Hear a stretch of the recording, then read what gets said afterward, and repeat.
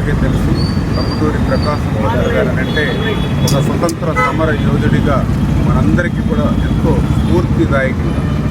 ఎందుకంటే ఆ రోజు మీ అందరికీ తెలుసు, ఎంతోమంది తమ ప్రాణాలను సైతం త్యాగం చేసి ఈ దేశానికి స్వతంత్రం తీసుకొచ్చినటువంటి వారిలో టంగుటూరి ప్రకాశం పంతులు గారు ప్రథమ వరుసలో ఉన్నటువంటి పరిస్థితి.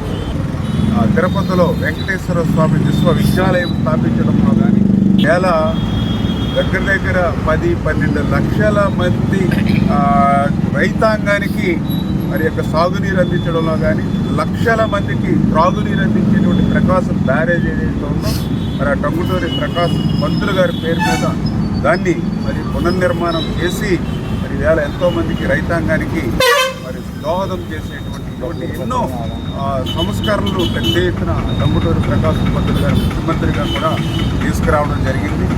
అటువంటి టంగుటూరి ప్రకాశం పంతులు గారిని మనందరం కూడా స్ఫూర్తిగా ఆదర్శంగా తీసుకుని ముందుకెళ్లాలని చెప్పి మరొక్కసారి మీ ద్వారా అందరికీ కూడా తెలియజేస్తాను.